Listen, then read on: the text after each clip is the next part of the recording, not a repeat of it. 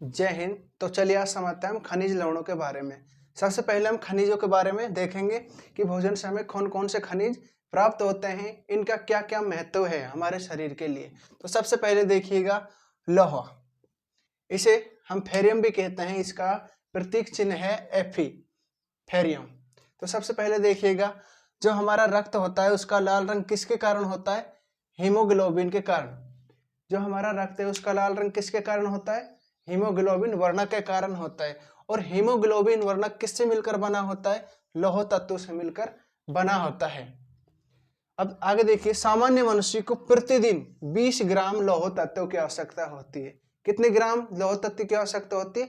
20 ग्राम लौह तत्व की आवश्यकता होती है। अब बात करते हैं लौह तत्व के प्राप्ति स्रोत। हरे पत्तेदार सब्जियों के अंदर, जितनी भी हरे पत्तेदार सब्जियां होती हैं उनके अंदर कौन सा तत्व पाए जाते हैं या कौन सा खनिज लवण पाया जाता है? तो आंसर क्या है उसका? लोहा, यानी कि आयरन या फेरियम। ठीक है। और सर्वाधिक की बात करें तो सर्वाधिक लौह तत्व किसमें पाया जाता है? पालक के अंदर। और विटामिन के भी पालक के अंदर सर्वाधिक पाई जाती है, याद रखना यहाँ पर। पालक के अंदर और क्या पाया जाता है? विटामिन के। ठीक है। आगे देखिए, लौह तत्व की कमी से एनीमिया रोग हो जाता है या रक्त अल्पता भी इसे कहा जाता है। लौह तत्व की कमी से कौन सा रोग हो जाता है? एनीमिया या रक्त अल्पता नामक रोग हो जाता है। इसके बाद देखिए कैल्शियम व फास्फोरस। ठीक है, कैल्शियम को हम Ca से लिखते हैं और फास्फोरस का प्रतीक चिन्ह क्या है? P, याद रखना। हड्डियां व दांतों के अंदर या हड्डियां व दांत किससे मिलकर बने होते हैं? कैल्शियम व फास्फोरस नामक तत्वों से मिलकर बने होते हैं। अब इनके अलग अलग कार्य देखिए। जैसे कैल्शियम की बात करें तो कैल्शियम का कार्य क्या है? यह दांत व हड्डियों को मजबूत बनाता है।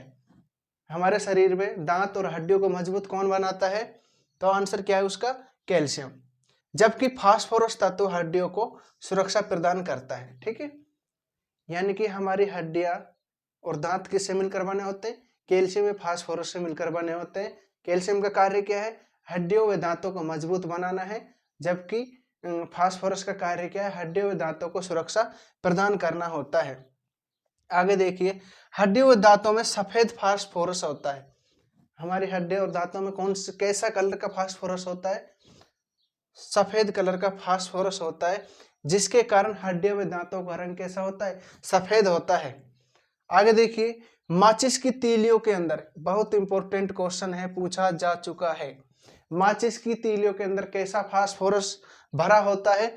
लाल फास्फोरस होता है। ठीक है, याद रखना। जबकि आतिशबाजियों के अंदर, आतिशबाजी बोले तो बम पटाखे होते हैं, ठीक है, इनके अंदर पीला फास्फोरस होता है। माचिस की तीलियों के अंदर कैसा फास्फोरस होता है? अभी बताए, लाल रंग का। जबकि आतिशबाजियों के अंदर पीला रंग का फास्फोरस होता है। अब आगे देखिए, फास्फोरस के बारे में और समझते हैं। फास्फोरस को सदा जल के अंदर डुबोकर रखा जाता है। किन खनिज लवण को या किस तत्व को जल के अंदर डुबोकर रखा जाता है? तो उसका आंसर है फास्फोरस। जबकि वो पूछता है सोडियम को किसके अंदर डुबोकर रखा जाता है? तो उसका आंसर क्या है? सोडियम को केरोसिन यानी कि मिट्टी के तेल के अंदर डुबोकर रखा जाता है। ठीक है। सामान्य मनुष्य को प्रति ग्राम 1.2 ग्राम कैल्शियम व फास्फोरस तत्व की आवश्यकता होती है। कितने की? 1.2 ग्राम कैल्शियम व फास्फोरस तत्व की आवश्यकता होती है। कैल्शियम व फास्फोरस की कमी से हड्डियां कमजोर व मुलायम हो जाती है। याद रखना, कैल्शियम व फास्फोरस की कमी से क्या हो जाती है? हड्डियां कमजोर और मुलायम हो जाती है।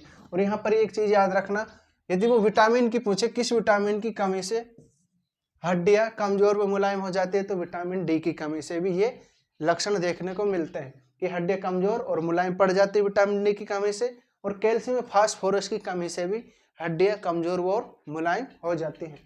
आगे देखिए, कैल्शियम व फास्फोरस सर्वाधिक मात्रा में, अब इसके प्राप्ति स्रोत की बात करें तो किससे प्राप्त होता है? दूध से, अंकुरित अनाज, मांस और मछली से। ठीक है, कैल्शियम और फास्फोरस दूध, अंकुरित अनाज, मांस, मछली से प्राप्त होता है। बहुत इंपॉर्टेंट क्वेश्चन है।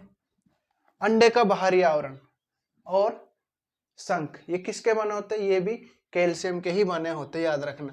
ये अंडा है तो इसके ये बाहरी आवरण किसका बना होता है? और शंख जिसको मंदिरों में बजाया जाता है, इस प्रकार का होता है, तो वो किसका बना होता है? शंख, कैल्शियम का। और अंडे का बाहरी आवरण जो सफेद कलर का होता है, किसका बना होता है? वो भी कैल्शियम का ही बना होता है। इसके बाद देखते हैं हम तीसरा खनिज जिसका नाम है आयोडीन। ठीक है, देखिए हमारे गले में अंग्रेजी वर्णमाला की एच होता है, उसके समान एक ग्रंथि होती है। हमारे गले के अंदर अंग्रेजी वर्णमाला के समान एच आकार की एक ग्रंथि होती है जिसे थायराइड ग्रंथि कहते हैं। ठीक है, जो थायराइड ग्रंथि है उससे थायरोक्सिन नामक हार्मोन निकलता है। अब उस स्रावित करने में या उसके बनाने में कौन सा तत्व आवश्यक होता है? आयोडीन तत्व आवश्यक होता है। थायरोक्सिन नामक हार्मोन स्रावित करने में या उसके बनाने में कौन सा तत्व आवश्यक है? आयोडीन तत्व आवश्यक होता है। जब आयोडीन की कमी आती है हमारे शरीर में तो क्या होता है? जो थायराइड ग्रंथि है उसका आकार बढ़ जाता है, जिससे इससे हार्मोन निकलना बंद हो जाता है। कौन सा? थायरोक्सिन नामक हार्मोन निकलना बंद हो जाता है, जिसके कारण क्या होता है? घेंगा, गलगंड या गाइटर नामक रोग हो जाता है, यानी कि गले से संबंधित रोग हो जाता है, जिसे घेंगा, गलगंड या गाइटर नामक रोग कहते हैं। ठीक है, अब इसके प्राप्ति स्रोत की बात करते हैं आयोडीन की। आयोडीन में यदि प्रकृति की बात करें, पूरी प्रकृति में सबसे ज्यादा आयोडीन किससे प्राप्त होता है? वो समुद्री खरपतवार से ही प्राप्त होता है। यदि खाद्य पदार्थों की बात करें तो साधारण नमक, जमीकंद और शकरकंद से प्राप्त होता है। धन्यवाद।